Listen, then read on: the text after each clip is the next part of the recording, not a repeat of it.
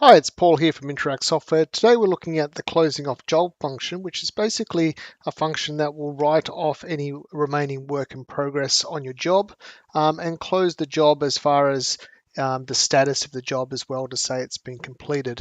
So what can happen when when you're using job costing is that costs can come in and then normally the costs get written off when you create your invoices. So each time you create an invoice for a job invoice in the system, it will suggest the full amount of the work in progress at the time the invoice is created. But it's up to you. You can change this amount when you're putting in your invoice and not take up as much as it's suggesting or take up more than it's suggesting. For example, on a deposit invoice, when there's no cost being incurred yet, you might want to increase the take up of the cost at that time so that later invoices don't show such a high a lower profit because the first invoice is 100% profit, for example.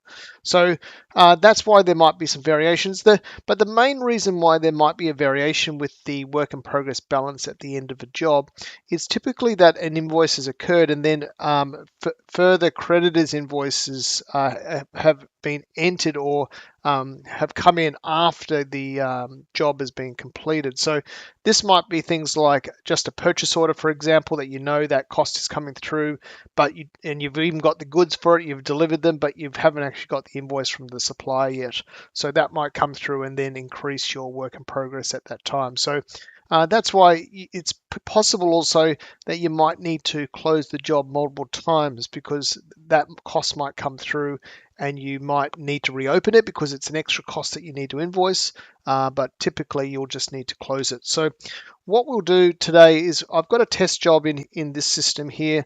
I'm just going to pull that one up and I'll just have a quick look at it in the financial summary. This is the main place that we look at for any of these sort of totals. So we can see that we've got a budget here.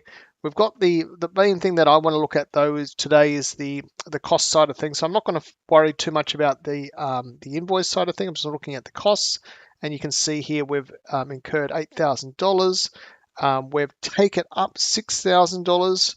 So we've got $2,000 in WIP balance remaining. So in terms of the take up, if we have a look at the invoices here, you can see that those are the costs we've taken up on two invoices for this particular job. So that's the value we're taking up. We've got 2,000 remaining.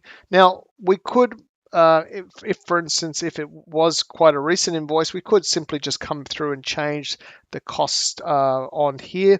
But I prefer to leave the invoices the way they are or how they were entered and enter a close off job entry. So the way we do that, and at the end of the day, what we wanted to see here is 0 here because we want to take up the costs. And we normally want to take up the costs as at the date that we say that the job was completed.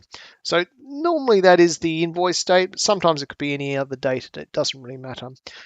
Process to actually do the close off, probably the quickest way is to go into transactions and processes and then select this option down here, which is close off job. You might be in a different area for your system, but in this one, it's here. There's nothing in the close off job entry area at the moment. As I mentioned, you could close the job multiple times if more costs come in after you've already closed it, but this is, in this case, I'm going to show you it's completely closed now. And it's suggesting what close date.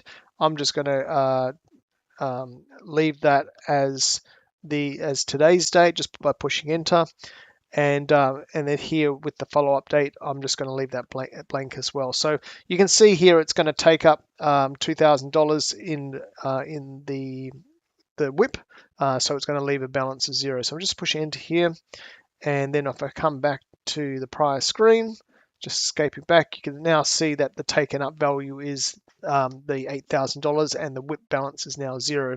So the other thing the close off job does is it changes the status of the job to done. So again, some of the reports are looking for that status, but a lot of them are looking for the WIP balance. So that process of closing off the job can do that. So if you've marked the job as done, you can also close the job off from this screen as well when there's no completed date. So if you mark that status as done, and the completed date is blank, then the menu option will show the close off job entry here as well. So that's really all I wanted to get through today. Just simply, if you've got all the costs incurring on your job and then you want to write them off or close them off, you can do this halfway through the job as well if you really want to. Normally, it's not something that you would do halfway through the job, but it's typically something when the job is complete. But I have seen some people use it in the way that they close it off for as of each end of month. But typically that would normally occur from an invoice being generated at the end of the month anyway. So yeah, that's what normally would happen. Okay, I'll leave it with you. If you've got any questions, you can contact us at support@interact.com.au. Thanks and bye.